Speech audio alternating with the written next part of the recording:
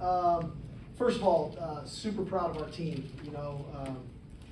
This is a tough place to come and win. They obviously had won 23 in a row here, and this is obviously a quality opponent. And so for our players to come in and play with the poise and composure that they played with, but yet also the physicality and the toughness we had to play with today, I thought they just did a really nice job. And as much as, that first drive, gosh, we kind of stubbed our toe with some self-inflicted wounds, I really thought the offense regrouped and settled in and found a nice rhythm there, especially in the second quarter. And defensively, just continuing to win on first down, which enabled us to play second and long, third and long football in our favor. There's not many games I've been a part of when you win the turnover battle 3-0. It's generally a pretty good result for your team. And so the ability to take care of the ball offensively and create some turnovers defensively, I thought was also huge in the game. I thought also offensively the fact that we stayed ahead of the chains. We just didn't have many negative plays, tackles for losses. We kind of stayed in front of the chains, and then the third down conversions were huge. I think we were 8 of 10 in the first half, 10 of 16 overall for the game, and I think holding them to like 3 for 12 or something like that. So we were getting off the field there as well. So all in all, super proud of our team. In a tough building against a tough team that. Over 111,000 people here today, but I got to give credit to Longhorn Nation. Y'all showed out, man. That was awesome. What an environment.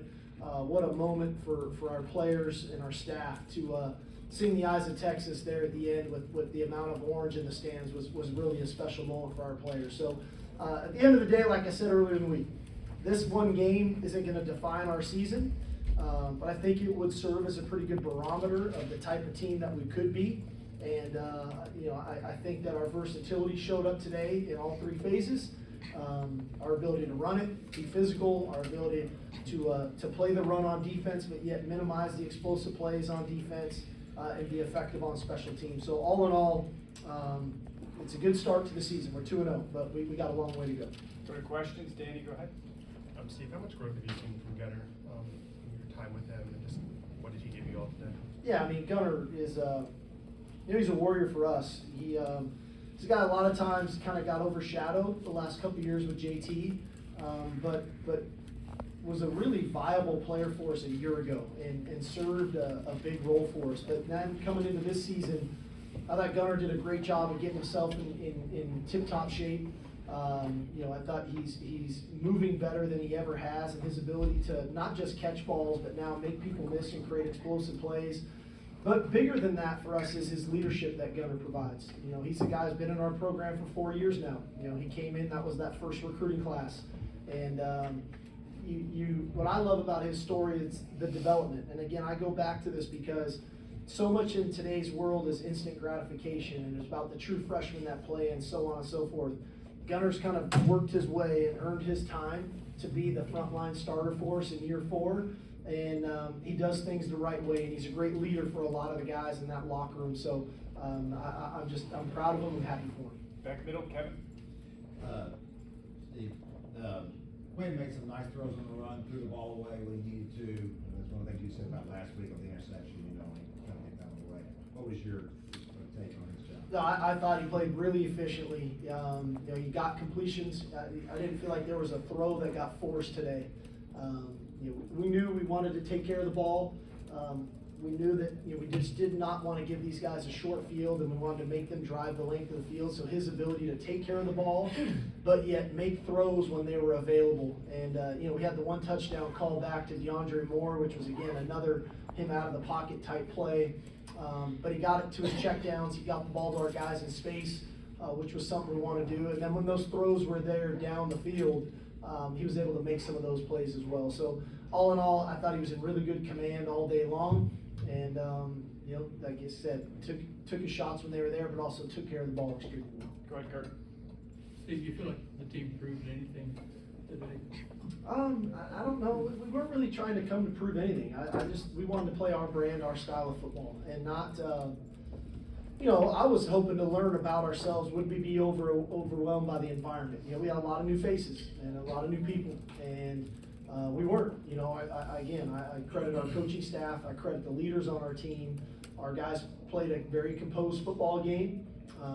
They played tough, they played physical, we looked fast, and, you know, again, it was more about could we handle the environment and then play this style and this brand of football, and I think we were able to do that. And you wanted to take the ball right off the bat. That was more of a strategic thing because of the wind, in anticipation of, you know, being a tight ball game. You'd always like to have the wind at your back in the fourth quarter. It was affecting our kicks a pretty good amount in pregame warm-ups was about an 8-yard difference. And so once it gets over 5, you really have to start to think about, you know, what would the fourth quarter look like if you got to kick a field goal to try to win a ball game. Front middle, Eric?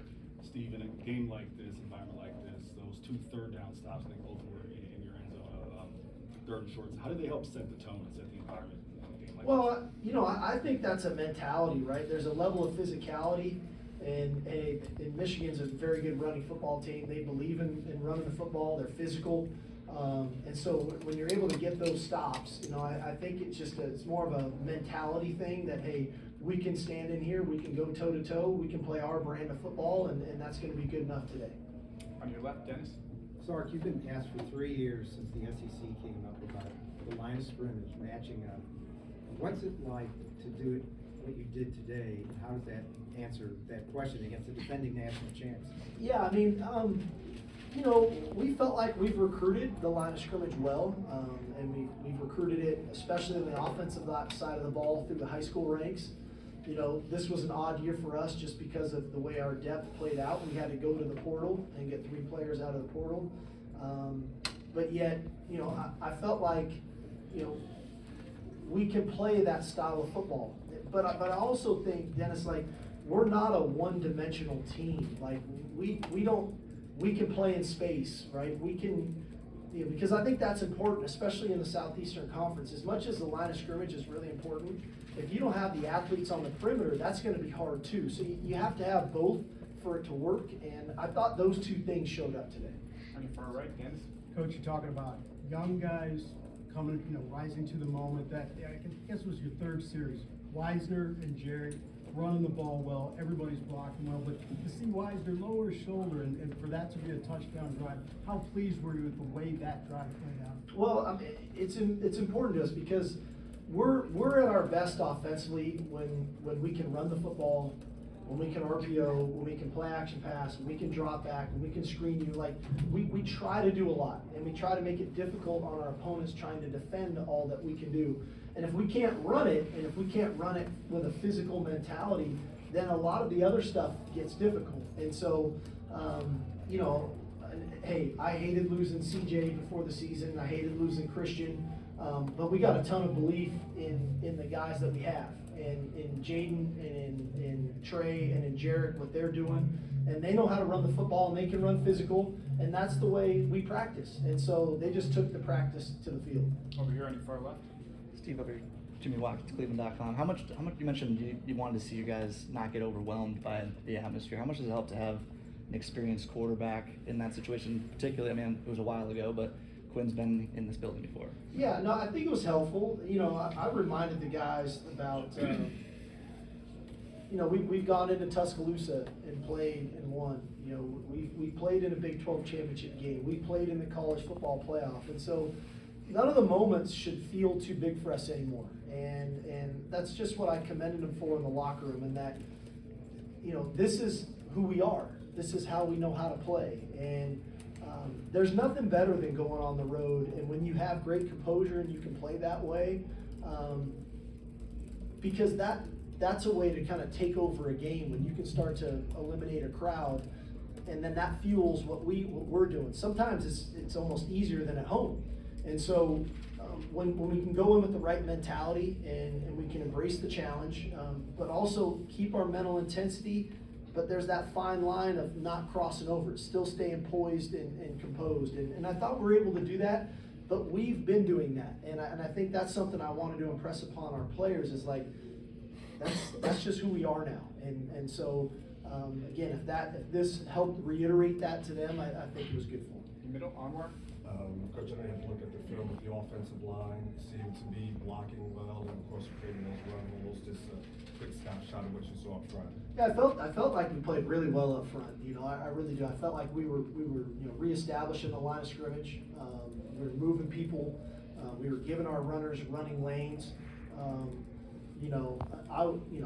The perfectionist in me wishes we would close it out a little better at the end. I got on them, but that's my job as a coach. I got to continue to push these guys to be the best that they can possibly be. And so it's unfortunate, because we had a couple plays down there where we go the wrong way at running back, and we end up taking losses at quarterback on stuff that I think we should be better at. So we got work to do. That's the beauty of it, but I think everything we do offensively starts up front. When those guys can play well in the run game and in pass protection, that makes a lot of the other things go. And for a young runner, there's nothing like running the ball when you're not seeing color right in your face. We're covering people up, we're moving them, now they can feel comfortable running the football. To your left, Josh. Steve, just to follow up that question, Cam had a tough opening series with a few penalties. What do you say to him, or what does anyone say to him coming off the field after a drive like that? I gave him a big hug, and then DJ Campbell got jealous, so I had to give him a hug, and then Jake, and then Hayden, and then Kelvin. I had to give all the linemen a hug before the second series to calm everybody down. But we were doing a couple things with motions and shifts in there, and we were kind of sitting at the line of scrimmage, and Cam got a little antsy. I argued at pretty good length about, I didn't know if that was a hold or not. I got to look at the tape, and I felt like he blocked the guy pretty good. Maybe it was, I don't know. But what a response for him, for a guy in his first year of really starting on the road in that environment. You get 3 penalties in one drive. I've seen a lot of guys, melt. And I thought he stood strong. He got himself recomposed and played a good football game. Over here on the far left, Chip. Steve, can you just talk about the confidence that your defense is playing with right now, especially in the back end? It seemed like your safeties were all over the place. Yeah, I thought defensively there was a level of physicality that we played with today, and a lot of that, a lot of times we think of that starting up at the line of scrimmage, and that's true. But I think our safeties are tackling really well right now, and that comes with confidence and belief. And it's not one guy. I mean, you saw Taft today tackle, you saw Makuba, you saw Jelani, you saw Derek Williams. Those guys are tackling well, they're communicating well, and then what I like about our back end is it's really versatile. A lot of guys can do different things, and it starts with Jade just because of his versatility, but all those safeties can cover. I mean, we actually played Jelani some at nickel today as well, so we did some different things because of the versatility that those guys provide in the back end. Stay on the left, Joe. I think there was, right after that window run, there was a little kind of skirmish, but there was a time a few years ago when none of your guys would defend Quinn or your quarterback like that. So how much progress have you seen when you have a guy, even though it cost you 15 to stand there and defend your quarterback when that wasn't in your program previously? Yeah, I can't speak to previously. I don't know. I just, hey, we got a tight knit group, and these guys are in the fight together, and I say that figuratively, that obviously we go into every game and we understand that we got to play as one, and nobody likes to see their quarterback, getting pushed around, shoved around, and those guys got a lot of pride. We got, four returning starters with a lot of starts under their belts up front. They've been in some real battles with Quinn on the field, so I just don't think that they're ever gonna stand there and let him kind of be a lone wolf. They're gonna stick together. Back middle. Coach, Quinn has now won at Alabama and Michigan. Do you, if any players have ever done that? I'd love for you guys to research that for me, because they've never done that before in their career. What can you say about his composure? It's Google. All you guys got to hit Google real quick. You'll give me an answer in 30 seconds. His composure in those environments, what can you say about? Yes, sir. how Sorry. good is that? Yes. No, I think there's something about Quinn and his demeanor. He's a very calm guy. He's really collected. He never rides the emotional roller coaster. You'll see glimpses of him celebrating a touchdown, but he's never over the top exuberant. And when things aren't going great, you never see his dauber just go down. He stays pretty even keel. And I think that demeanor helps him in these environments because he just doesn't get affected by crowd noise or emotions of a game. He stays really clear-minded and focused on what he needs to do. And I think there's some learning lessons in there too. You got to remember, he didn't have a great game his first year with us at Oklahoma State. And so we had to grow through some of that with him. But man, it's paying off. You know, we can go into some of these tough environments knowing our quarterback's gonna be really under control. Got time for two last ones, middle setter. You mentioned Quinn's, just calm demeanor. There's a trickle down effect. I mean, even though you guys didn't score that first drive, you could just see people over on your side knew that it was gonna be okay because he was dealing on them. How does that reverberate through the locker room when you're most physical player? Yeah, you know, I'm you guys have heard me say this before, but you know, the quarterback is the most important position in sports because, yes, I think it's physically the most challenging, right? You know, what is asked of a quarterback to do every play. But I also think it's the most important position in sports because a quarterback instills confidence and belief into a team, into an organization. And it doesn't matter if it's at the NFL level, college level, or Little League football. You always feel great when you've got a really good quarterback that you know when he trots out of the tunnel, a lot of people in the organization will say to themselves, we got a chance today because number 3's playing. And he's playing good, now we know we got a real chance. And so, but that's at any level. And you guys have covered the sport long enough to know, it's like when you've got a quarterback that everybody can believe in, that just fuels confidence and belief that, hey, let's go do our part because the guy that's holding the ball every play is going to be, he's on point tonight. Last one up front. How much time did you give yourself to enjoy that post-game celebration, and did you look around and see the burnt orange kind of all over the place? Yeah, no, I took it in. I love that kind of stuff. You know, this was a year ago was a really special moment in Tuscaloosa, and to turn around and do it again this year in Ann Arbor, Michigan.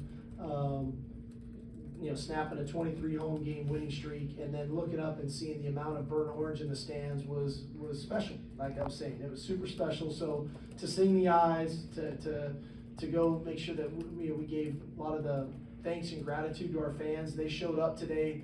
It was awesome. Longhorn Nation was big time. So we got to keep going. Thanks, Coach. Appreciate All right, it. y'all.